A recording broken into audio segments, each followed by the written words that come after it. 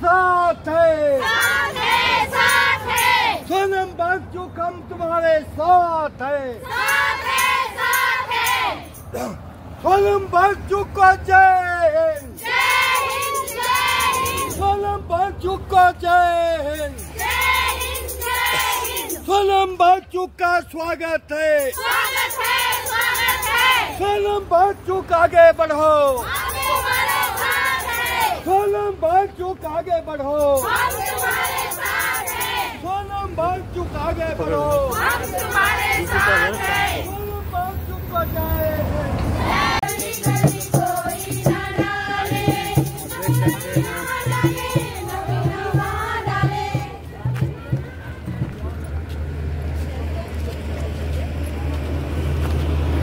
आपके बहुत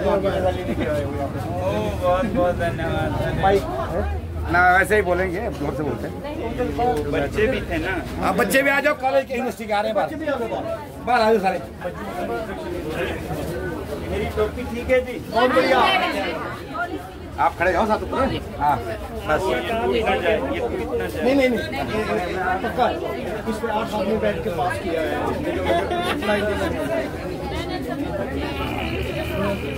देखो अब तो बहुत लंबे हैं।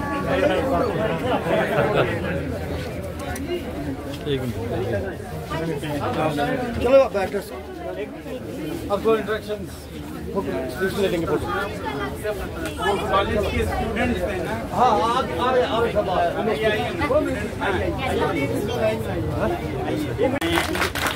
तो आप सबका बहुत बहुत धन्यवाद। हम जो कोई 150 लोग पद यात्रा कर रहे हैं पूरे हिमालय को पार करते हुए लेह से दिल्ली तक, तो उसमें आप सब भी सहभागी हुए। आप लोगों ने हमारे लिए इतना समर्थन दिया। हर जगह पर, हर गांव में हमें बहुत प्यार मिला, समर्थन मिला। ये आपकी भावनाओं को दर्शाता है, इसके लिए हम बहुत बहुत धन्यवाद करते हैं। मगर हम सिर्फ शुभकामनाएं दे के आप हमें दें, हम आपको दें, उससे नहीं होने वाला है। आवाज़ देनी होगी हमें, सरकार से नीतियों में परिवर्तन लाने की हमें विनती करनी होगी कि हिमालय को बचाए रखने में सहयोग दें।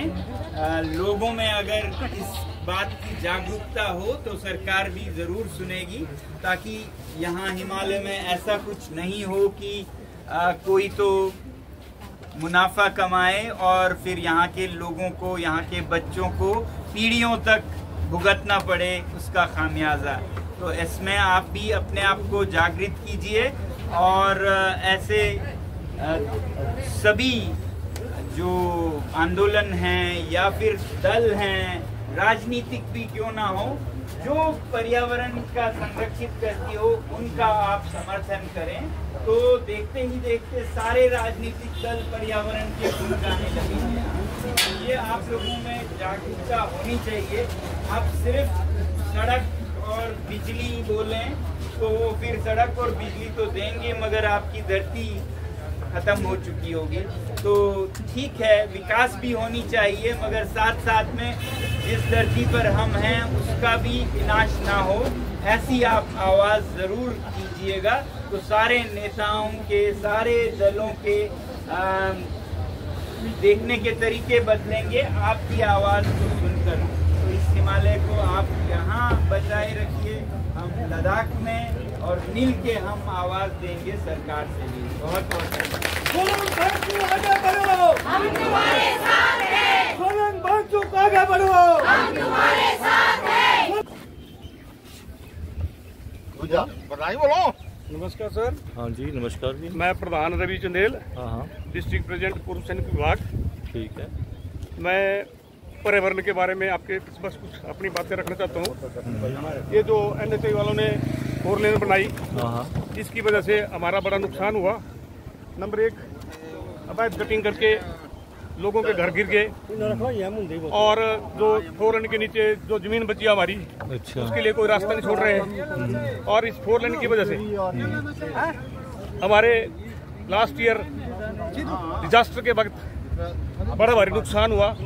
हमारी 2 पंचायतें, उस 2 पंचायतें ग्राम पंचायत चन्याल, नंबर 2 ग्राम पंचायत बडियाल, नंबर 3 नगर निगम बहना, सारे का पूरा क्षेत्र जलमग्न हो गया है। और इनके साथ हमने कई दफा मीटिंग की, लेकिन ये हमारी एक भी बात नहीं सुनती। उसके बाद इन लोगों ने यहाँ से 1 किलोमीटर आगे पुल है जो सुकेती खड्ड के ऊपर पड़ता है। ये जो मतलब यहाँ जो है 4 विधानसभा क्षेत्रों का पानी इकट्ठा होता है बरसात में, तो वहाँ छोटा सा पुल बना दिया उन्होंने।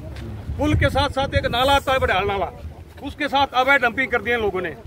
और उसकी वजह से हमारा ये जो प्लेन एरिया नजर आ रहा है आपको, 2 पंचायतें, एक नगर निगम वाला क्षेत्र, आप नजर डालो इस तरफ, ये जितने प्लेन एरिया सारे जलमग्न, पानी आ गया लोगों के घर में, बड़ा नुकसान हुआ, लोगों के घर खत्म हो गए। और ये 4 लेन वाले हमारी बात सुनते ना ही तो NH वाले सुनते। चलो ये देखो ये सारे ये आ जाओ आप इधर। ये एक सर्विसमैन भी है और ये क्या कहते हैं प्रधान है पंचायत के यहाँ पे। इन्होंने काफी 4 लेन के टाइम में ना यहाँ पे पूरा ब्लॉकेड हो गया, ये पूरा का पूरा जो है ना वो पानी जो है वो पूरा इसमें चौक कर गया था। अच्छा। बाढ़ आई तो लोगों के घरों के अंदर 5-5 फीट पानी उसके अंदर। और बोले उसके अंदर क्या है कि इन्होंने रोड के अंदर बिल्कुल भी एग्जिट नहीं छोड़े। हाँ बताओ आप क्या हुआ? ऐसा वो लास्ट ईयर जब डिजास्टर आया, डिजास्टर के टाइम हमारा यहाँ पूरा क्षेत्र, 2 पंचायतों का क्षेत्र, नंबर 1 बडियाल पंचायत, नंबर 2 चंडियाल पंचायत, नगर निगम बहनाबाड़, ये पूरा 10 सारा जलमग्न हो गया। जो हमारा प्लेन क्षेत्र था सारे पानी पानी हो गया। ये कैसे हुआ? ड्यू टू 4 लेन। इन्होंने पहले बोला था हमारा जो प्रपोजल चला हुआ है चक्कर 2 बहना था, तो इसको फ्लाईओवर बनाना हमने, लेकिन हमारी एक भी नहीं सुनी। और लास्ट ईयर हमारे लोगों का नुकसान हुआ भी, जिनकी जमीनें निचली तरफ है उन्होंने कल्टीवेट करने के कैसे जाएंगे, उनके लिए कोई रास्ता नहीं छोड़ा हुआ ना ही इस तरफ, यहाँ से लेके 100 किलोमीटर आगे जाना अपने इस क्षेत्र को कोई रास्ता नहीं छोड़ा हुआ। हम लोग बिल्कुल जलमग्न हो जाते हैं बरसात के टाइम। उसके बाद इन्होंने क्या किया, NHI वालों ने 4 लेन वालों को काम दिया गया, KMC कंपनी को। KMC वालों ने क्या किया, जो नाला आता है बडियाल नाला, जो उसका छोर मिलता है सुकेती खड्ड के साथ, उस बडियाल नाले के ऊपर अवैध डंपिंग कर दिया। उसकी वजह से पूरा जलमग्न हो गया। गागल तक हमारी गागल पंचायत यहाँ 3 किलोमीटर 4 किलोमीटर वहां तक पानी पानी हो गया। ये ड्यू टू 4 लेन। ये हमारी एक भी बात नहीं सुनते। पर्यावरण की तो बिल्कुल छोड़ दो आप बात की, तो पर्यावरण के बारे में सोचते नहीं है। अभी पीछे देखा होगा आपने, जहाँ से टंडल आया, टंडल के साथ लोगों के घर की कटिंग कर रखी है, बेतरतीब कटिंग की और घर नीचे गिर रहे हैं, उनको कोई मुआवजा नहीं दे रहे और किसी की बात नहीं सुन रहे। तो हम चाहते हैं आपके साथ है, जहाँ आप चलेंगे हमें बुलाओ, हम भी आएंगे, हम हालत करेंगे आपकी। तो हम चाहेंगे हमारी जो हमने जो बातें करी आपके सामने, हमारी बातें आगे पहुंचाओ, इसके ऊपर जल्दी एक्शन लिया जाए। जी जरूर जरूर। मैं पूर्व सैनिक भी हूँ, डिस्ट्रिक्ट प्रेसिडेंट हूँ मैं पूर्व सैनिक विभाग का। कुछ नहीं है ड्रेनेज सिस्टम। हम लोगों ने कई दफा 2 सालों से पानी जो होता है 2 वर्षों से हम लोग इनके साथ झगड़ा क्या करना है इनके साथ। ये तो हमें डराते हैं, आपको मुकदमा हो जाएगा, आपको अंदर कर देंगे। हमने कहा कोई बात नहीं, हमें अंदर कर दो, हमारा कुछ नहीं। जो बेसिक कम्युनिटीज है उसको इन्होंने बिल्कुल नहीं दे रहे हैं, ना इनका क्या कहते हैं पेडेस्ट्रियन का रोड है चलने के लिए, ना उसके लिए जाने के लिए कट है। तो इवन क्या किया है कि 5 किलोमीटर पे कोई मेडन कट, 1 मेडन कट दे रहे हैं, जबकि यहाँ पे इतनी पॉपुलेशन है कि उसको हर 1 किलोमीटर पे कम से कम जो 500 मीटर पे कट होना चाहिए, सो दैट वो इजीली जा सके। देखो आप ये इधर सारी पॉपुलेशन जो रहती है, अब आप वो उसको 4 किलोमीटर से दूर से 3 किलोमीटर से आना पड़ेगा। जहाँ आप स्कूल में बैठे थे वहाँ से कट करके फिर आ सकते हैं आप। तो ये बिल्कुल जो है ना सुन नहीं रहा है। प्राइवेट कंपनियां जो है KMC और ये जो कंपनियां हैं अपनी मनमाजी कर रही है। दूसरे NHI जो है वो जो कानून है उसको लागू नहीं कर रही है, जो भूमि अधिग्रहण का कानून है। खेतों में चले गया पानी, इनके घर टूट गए सर, मैंने बताया था आपको, आके घर जो देखे थे आपने। इन्होंने क्या किया, जैसे कटिंग की और सारे घर जो है नीचे को उतर गए, लैंडस्लाइड। ये सारे मसले हैं पर्यावरण के नाम पे जो है ना, पर्यावरण को इन्होंने ऐसे मान के रखा है कि ये कोई हम लोगों को तबाह करेंगे, जो मर्जी हो जाए हमको बिल्कुल कुछ नहीं है। आप जब थोड़ी चीज खराब होगी तभी मैं आपको करूँगा आगे तक। तो जितना भी कोटनी साइड वाला है इनके लिए संपर्क मार्ग कोई नहीं छोड़ा हुआ है। हमारे सभी की बात गाड़ियाँ नहीं है, कोई पैदल भी चलते हैं, हमने इस तरफ भी जाना है काम के लिए, तो भी जाना है, क्रॉसिंग कहीं नहीं है। बात करते तो हमारे पास नहीं है। बताओ आप क्या करते हैं, अगर हम झगड़ा करें तो अंदर हो जाएंगे। बस ये जो हमारा नुकसान हो रहा है लोगों, उसके बावजूद तो नुकसान हमारा लाखों का नुकसान हुआ। मेरा एक मेडिकल से कम 18 लाख का नुकसान हुआ, मेरे को कुछ नहीं मिला हुआ। अगर 10-20 हज़ार दे भी तो उससे क्या करना है, रेशो बढ़ाओ। जब जैसे नुकसान किया इन लोगों को नुकसान हुआ, या तो कंपनी वाले नुकसान दें या NHI वाले नुकसान हो, तो बात नहीं होगी। अभी देखो अभी 5-5 फीट जब पानी अंदर गया तो ये बोले कि ये तो काफी मैन मेड डिजास्टर नहीं है, ये नेचुरल डिजास्टर। जबकि जो पानी आया नाली में आया पानी, इनके बैरिकेड के कारण यहाँ पे नहीं था। और जो 2 इन्होंने टनल बनाए थे, ये रोड क्यों हुआ इतने दिन डिले? इन्होंने जो 2 एग्जिट बनाए थे, वो एग्जिट से ऊपर से पानी चले गया। जो इन्होंने ब्रिज बनाए थे 2, अब उन्होंने 3 और ब्रिज बनाए। अब लगा पता इनको कि 90 मीटर और लिया, पानी 90 मीटर और लिया। और उसके बावजूद भी आपको दिखाऊंगा मैं, पोर्शन इस तरफ भी मिट्टी की डंपिंग की है, उस तरफ भी नहीं, उसको नहीं उठा रहे। जो ब्रिज बनाने का फायदा क्या होगा? जब पानी नहीं जाएगा इधर, इसका क्या फायदा होगा? आपको दिखाएंगे क्या होगा। हाँ चलो ठीक है।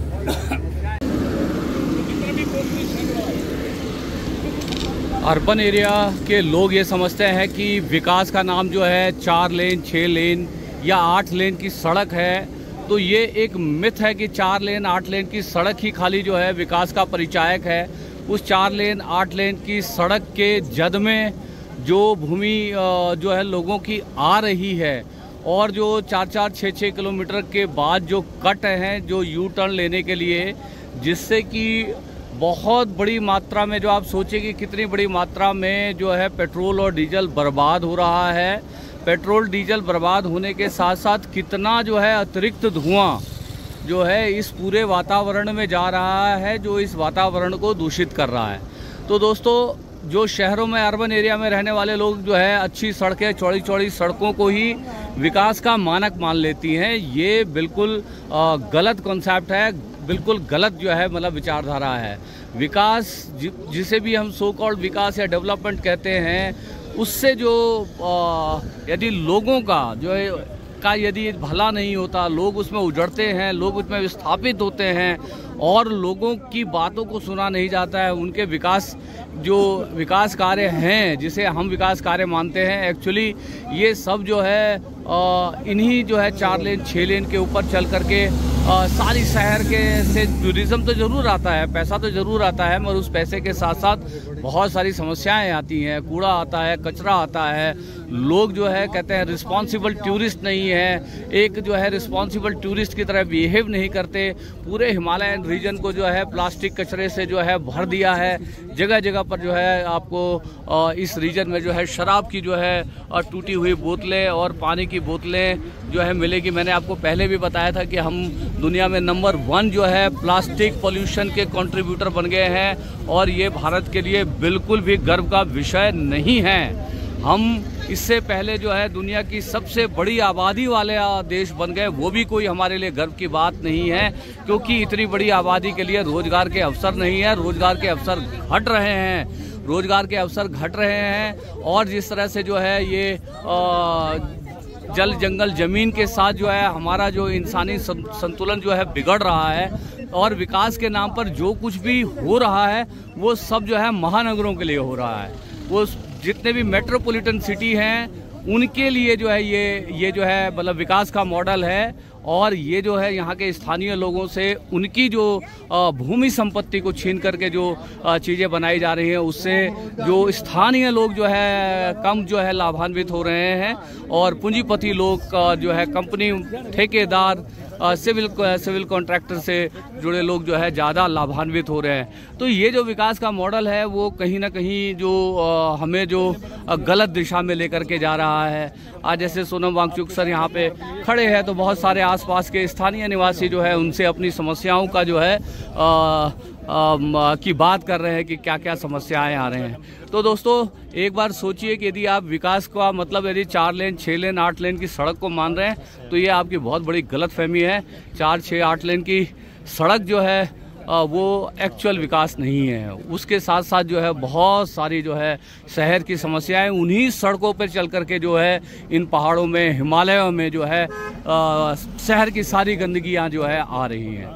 यहाँ पे थोड़ा पैसा लेकर के आते हैं और उससे ज़्यादा जो है कचरा जो है हिमालयन रीजन में फेंक करके जाते हैं। उस कचरा प्रबंधन में ही जो है क्या कहते हैं, किसी भी स्टेट का, जैसे मान लीजिए हिमाचल में जिस तरह का कचरा जो है फैल रहा है, तो उसके प्रबंधन में ही इतना सारा पैसा खर्च हो रहा है और साथ में जो है मतलब पर्यावरण को नुकसान हो रहा है वो अलग। तो ये हमें जो है विकास की एक नई परिभाषा को जो है गढ़ने का समय है। हमें ये समझना पड़ेगा कि हमें इस तरह का सस्टेनेबल डेवलपमेंट के बारे में सोचना पड़ेगा जिसमें पर्यावरण का भी कम से कम नुकसान हो और जो है सही मायनों में जो है विकास हो। तो मिलते हैं अगले किसी और पड़ाव पे।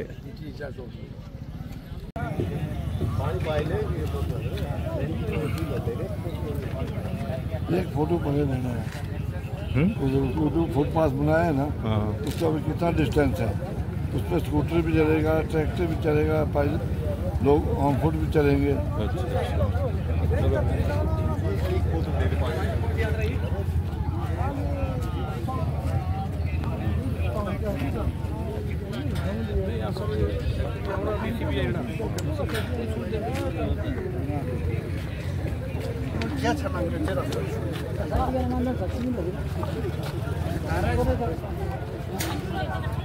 कोई के नाटी दुखो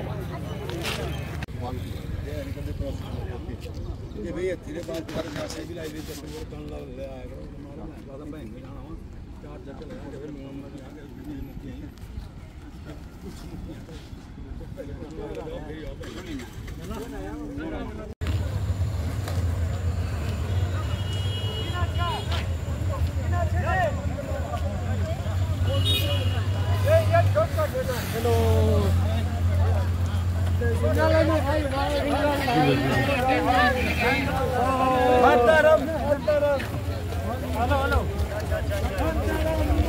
हिमालय को बचाना होगा।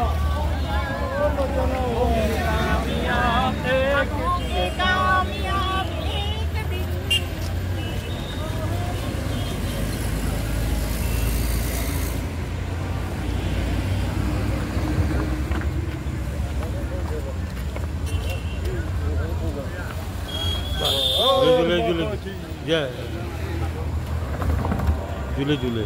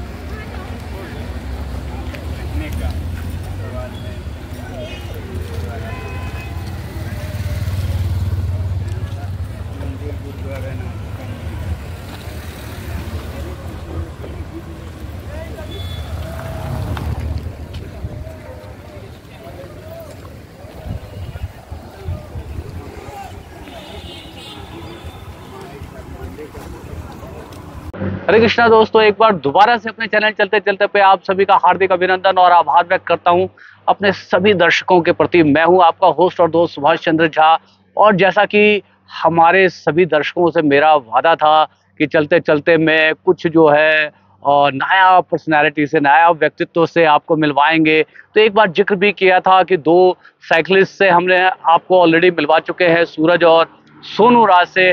अभी हमारे साथ जो है जो व्यक्ति है उनका नाम है सुबोध, और सुबोध है पर्वतारोही। और हम सुबोध जो है महाराष्ट्र से बिलोंग करते हैं, और सुबोध की जुबानी ही उनकी कहानी को जो है सुनने का प्रयास करेंगे कि सुबोध जो है किस तरह से जो है मतलब पर्वतारोहण के क्षेत्र में आए और कब से अपने घर से जो है निकले हुए हैं, कब लौटेंगे, क्या आगामी उनकी योजनाएं हैं और किस तरह से सोनम वांगचुक से प्रभावित होकर सोनम वांगचुक की इस पदयात्रा में जो लेह से दिल्ली तक पर्यावरण, climate change, global warming, carbon उत्सर्जन और कार्बन एमिशन के को जो है कम करने की जो एक मुहिम लेकर के लेह लद्दाख से लेकर दिल्ली तक जा रहे हैं। उसके साथ साथ एक और मांग है 6th शेड्यूल की, जिसका कि वादा किया गया था भारत सरकार की तरफ से 4 साल पहले कि वो लेह को जो है 6th शेड्यूल का दर्जा देंगे, जैसे अन्य 4 नॉर्थ ईस्ट के राज्यों को जो है यह दर्जा दिया गया है, ताकि उस 6th शेड्यूल के अंतर्गत जो है, जैसा कि आप जानते होंगे कि लेह में 97% आबादी जो है जनजातीय है, यानी ट्राइबल है। और 6th शेड्यूल एक ऐसा प्रावधान है जिसके तहत जो है ट्राइबल कम्युनिटी के कल्चर को और उनके जो रीति रिवाज है और उनका जो लाइफस्टाइल है उसको प्रोटेक्ट करने की गारंटी देता है। तो दोस्तों, हम आपको सीधे जो है मिलवाते हैं सुबोध से, अब ज्यादा बात ना करते हुए, क्योंकि हम सोनम वांगचुक की पदयात्रा में है, इसलिए हर बात पे जो है सोनम वांगचुक की हम चर्चा करते हैं ताकि ये मैसेज कन्वे हो और दूर दूर तक जाए कि सोनम वांगचुक कौन सी किस यात्रा में किस कारण से जो है निकले हुए हैं। तो सुबोध, सबसे पहले हम आपका हार्दिक अभिनंदन करते हैं अपने चैनल चलते चलते पे, तो बताइए अपने बारे में जो है। सो बेसिकली मैं महाराष्ट्र से बिलोंग करता हूँ। I am a proud son of Maharashtra, the land of Chhatrapati Shivaji Maharaj. I am a professional mountain climber and recently in 2023 I hold a record to be a first Indian to scale 371 mountains within 365 days, the fastest record.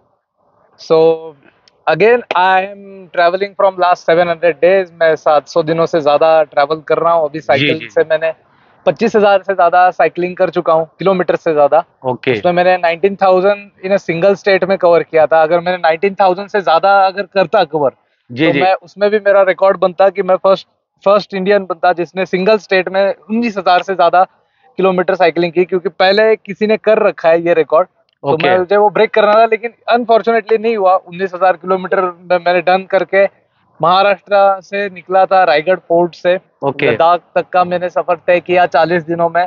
Ladakh में जितने भी high motorable passes है वो cover किए cycling करके। और मेरा ये मिशन था कि मैं अपने अभी पूरे भारत देश में प्लांटेशन कर रहा हूँ। पूरे मेरा ये सपना है कि मैं अपने देश में 1 लाख पौधे लगाते हुए सेव एनवायरनमेंट का मैसेज लेके दुनिया के सबसे ऊंची पहाड़ी चढ़ूं।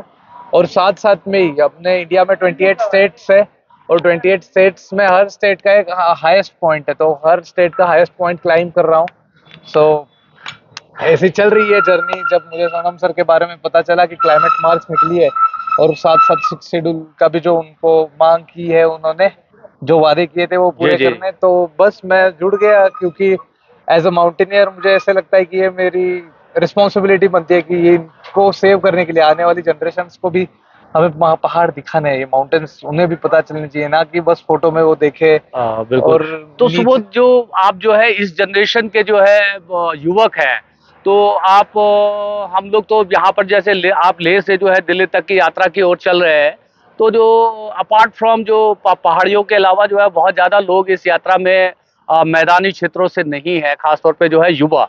तो आप अपने जैसे युवाओं से क्या अपील करना चाहोगे कि मतलब इस तरह की जो क्लाइमेट चेंज और पर्यावरण से जुड़े मुद्दों के ऊपर उनको जो है क्या स्टैंड लेना चाहिए? मुझे ऐसे लगता है कि एनवायरनमेंट प्रोटेक्शन ये हर किसी के जो इंसान इस धरती पे है वो हर किसी की जिम्मेदारी बनती है, खासकर हमारी युवाओं की, जिनमें मुझे ऐसे लगता है कि थोड़ा अवेयरनेस नहीं है। क्योंकि अभी यहाँ पे पहाड़ियों में भी मैं देख रहा हूँ, लोग आते हैं, यंगस्टर्स आते हैं हमारे जैसे लोग, हर एक ऐसा जगह नहीं देखा जहाँ पे कांच का बोतल फूटा हुआ नहीं मिला मुझे। तो वो बहुत बुरा लगता है कि ऐसी जगहों पे, इतनी खूबसूरत जगहों पे हम इस तरह की आके गंदी चीजें करते, नशा करते, ये बहुत गलत बात है। और साथ साथ पर्यावरण में युवाओं से कहना चाहूंगा कि आप रोज नहीं, लेकिन आपके बर्थडे के दिन एटलीस्ट एक पौधा हर किसी ने अगर लगाया तो भी बहुत अच्छा हो सकता है। तो सुबोध जो है अपनी जनरेशन के सभी लोगों को एक जो है रिस्पॉन्सिबल टूरिस्ट की भूमिका निभाने के लिए बोल रहे हैं कि आप कभी भी जो है पहाड़ी क्षेत्रों में या किसी भी जो है टूरिस्ट वाली क्षेत्रों में आते हैं तो आप ये समझिए कि जिस तरह से आप अपने घर को साफ रखते हैं उसी तरह से जो है उन टूरिस्ट प्लेसेस की इज्जत करिए और वहां पर कूड़ा कचरा जो है नहीं फैलाइए, इसका जो है आह्वान करते हैं। और मैं तो बीच में भूल ही गया था। तो मैं तो ये समझ रहा था कि सुबोध जो है खाली जो है मतलब पर्वतारोही है। अब बातों बातों में जब जिक्र आया तो पर्वतारोही के साथ साथ पर्वतारोहण के साथ साथ जो है वो एक साइकिलिस्ट भी है। तो ये भी जो है अपने आप में एक बड़ा जो है दिलचस्प एक संयोग है कि हम इस यात्रा के दौरान ऐसे ऐसे जो है बच्चों से मिल रहे हैं और उनसे बातें कर रहे हैं और उन बातों को आप तक पहुंचा रहे हैं। तो सुबोध, हम ये जानना चाहते हैं हमारे चलते चलते चैनल के सभी जो दर्शक हैं, और सबसे पहले तो मैं आपको बताऊं कि बहुत कम समय में बहुत ज़्यादा प्यार दिया है हमारे दर्शकों ने हमारे चैनल को। तो हमारे दर्शक ये जानना चाहते हैं कि आगामी आपकी क्या योजना है 2 अक्टूबर को, जैसा कि गांधी जयंती पर गांधीवादी तरीके से जिस तरह से सोनम वांगचुक चलते आ रहे हैं लेह से दिल्ली की ओर, वहां पर जो है यात्रा समाप्त होगी। अभी नहीं पता कि दिल्ली जो है यानी भारत सरकार किस तरह से जो है उनकी यात्रा को लेती है, वेलकम करती है, किस तरह से उनकी मांगों को क्या सुनती है या अनसुनी कर देती है। तो आगे हमें इस यात्रा का स्वरूप मालूम नहीं है, मगर हम इतना जानते हैं कि 2 अक्टूबर को ये जो राजघाट पे ये यात्रा समाप्त हो जानी है। तो उसके बाद आगामी क्या योजनाएं हैं सुबोध की? तो यात्रा खत्म होने के बाद मैं वापस मेरा साइकिलिंग स्टार्ट करूंगा। और जो मेरा मेन मोटिव था कि मुझे पूरे देश में 1 लाख प्लांटेशन करने, वो काफी चैलेंजिंग है, क्योंकि कम से कम मुझे ऐसे लग रहा है और 2 साल लग जाएंगे मुझे ये मेरा टारगेट अचीव करने के लिए। तो मैं बस अभी वापस यात्रा खत्म होते ही मेरा प्लान जो था पहले से बना हुआ उस पे ही काम करना स्टार्ट कर दूंगा, मतलब प्लांटेशन करना। प्लांटेशन 1 लाख प्लांटेशन का टारगेट लेकर के जो है सुबोध चल रहे हैं। तो मतलब आज के युवाओं को, जो इनके जनरेशन के, तो खास तौर पे और भी अन्य लोगों को जो है सुबोध जैसे लोगों से जो है प्रेरणा लेनी चाहिए कि हम किस तरह से जो है धरती को जो है और ज्यादा जो है हरा भरा बना सकते हैं, ताकि जो है हम ये जो ग्लोबल वार्मिंग के जो साइड इफेक्ट्स हैं उनको जो है हम जो है थोड़ा कम कर सकें। और साथ में जहाँ तक सुबोध, इससे पहले जहाँ तक मैं याद कर पा रहा हूँ कि आपकी तमन्ना है जो है कि एवरेस्ट जो है सबमिट करना। तो आप कह रहे थे कि एवरेस्ट बेस कैंप तक आप जाना चाहते हैं। बेस कैंप तो काफी इजी है, वो तो आराम से हो जाता है। तो मैं अभी दिल्ली से जा रहा हूँ बेस कैंप, किसी लोगों को लेके जा रहा हूँ ट्रेक पे। तो उससे शायद अभी देखते हैं आगे की, तो बहुत लंबा प्रोसीजर होता है। अभी एवरेस्ट का सबमिट सीजन तो खत्म हो गया, मैं बस बेस कैंप जाके वहाँ पे कई सारी कंपनीज है काठमांडू में, पोखरा में, तो वहाँ जाके मैं जो फंड्स लगता है तो फंड्स रिलेटेड वगैरह बातें होगी, क्योंकि एवरेस्ट एक्सपीडिशन काफी कॉस्टली होता है, 40-45 लाख रुपीज। तो सुबोध, अब तक की जो आपने जैसे 19,000 किलोमीटर की आपने साइकिलिंग से जो है पूरे देश को अभी तक नापा है और आगे भी नापना है, 1 लाख पेड़ पौधे लगाने हैं, वो भी एक अपने आप में बहुत बड़ा मुहिम है जिसमें बहुत सारे लोगों को जोड़ना पड़ेगा। मगर ये जो यात्राएं आप कर रहे हैं कि वो किस तरह से हो पा रही है, इसमें जो फंडिंग कैसे हो पा रही है? घूमते हुए जो है अपनी सेविंग से कर रहे हैं या मतलब कहीं से कोई स्पॉन्सरशिप मिल जाती है, किस तरह से? क्योंकि युवा जानना चाहेंगे कि इतना आसान भी नहीं है कि 19 मतलब साइकिलिंग करना चाहते हैं, 10,000 20,000, सबकी पर्सनैलिटी एक जैसी नहीं होती है कि जो क्राउड फंडिंग से रेस कर लें या जो इधर उधर से जो है फंडिंग रेस कर लें। तो आप किस तरह से अपनी यात्राओं के जो रिसोर्स को मैनेज करते हैं? तो मेरा ऐसा हुआ है कि एक्चुअली मैं थोड़ा कॉज अच्छा लेके चल रहा हूँ, तो कई बार होता है ऐसे कि कोई लोग सपोर्ट कर देते हैं मुझे फंड्स के लिए, या फिर मेरा इंटरनेट पे फॉलोइंग बेस अच्छा है तो कई बार एडवर्टाइजमेंट आती है, तो एडवर्टाइजमेंट से थोड़ा बहुत खाने पीने का खर्चा निकल जाता है उसमें से। और बाकी तो मेरा ये सपना था, ये प्रोजेक्ट मेरा सपना था, तो मुझे ही पैसे लगाने थे। तो मैंने जितना भी अभी तक सेव किया था काम करके, जॉब करके, लोगों को ट्रेकिंग करवा के, वो सारा मैंने मेरे एक्सपीडिशन पे लगा दिया। और बस अभी सपना पूरा होगा, पैसे तो आराम से बाद में वापस कमा लूंगा। ओके, तो मतलब इस तरह से जो है मतलब डिफरेंट तरीकों से जो है कि कुछ आपको फ्रीलांस के एडवर्टाइजिंग के काम मिल जाते हैं, कुछ इस तरह से जो है और कुछ सपोर्ट कर देते हैं लोग जो आपके वेल विशर्स हैं, उनके जरिए जो है इन सारे चीजों को जो है आप वो कर रहे हैं। तो मैं तो यही कहूंगा कि आगामी जितनी आपकी जो आने वाली जितनी भी इवेंट्स हैं उन सब के लिए ऑल द बेस्ट, और आप जिंदगी में जो है बहुत अच्छा करें। और जो आपने जिंदगी में अपने जो ये सब सपने देखे, ऐसे सपने बहुत कम लोग देखते हैं, तो आप उन कम लोगों में से है। तो इसकी सबसे पहले जो है आपको बधाई, और मैं मतलब आशा करूंगा कि आपको देख करके और भी बहुत सारे युवा जो है प्रेरित होंगे और इस तरह की यात्राओं पे निकलेंगे, भारत को एक्सप्लोर करेंगे? बस यात्रा करना मोटिव नहीं होना चाहिए। मुझे ऐसा लगता है कि आपने साथ साथ कुछ आपकी सोशल रिस्पॉन्सिबिलिटी बनती है समाज को लेके, पर्यावरण को लेके, तो वो भी आपने पूरी करनी चाहिए, मुझे ऐसे लगता है। बाकी यात्रा तो सिर्फ यात्रा करके, सेल्फिश यात्रा करके कोई मतलब नहीं होता। आप कुछ दो, something give back to the society उस यात्रा से, अगर जो भी करते हो आप। तो बस युवा अगर करते हैं तो मैं अच्छी उनको भी शुभकामना देना चाहूंगा। अगर कोई देख के अगर ये स्टार्ट करना चाहता है तो बस आप इतना ख्याल रखना कि आपसे कोई लोग या फिर आपके घर वाले नाराज ना होंगे। हाँ, तो दोस्तों ये हमारी एक छोटी सी बातचीत जो है सोनम वांगचुक सर की यात्रा के बीच में। हम एक पड़ाव पर हैं यहाँ पे, और यात्रा जो है पीछे से आ रही है। थोड़ा सा सुबोध को जो है जूतों की वजह से जो है कुछ पाँव में क्रैम्प्स थे, तो इसलिए उन्होंने जो है हमको ज्वाइन किया।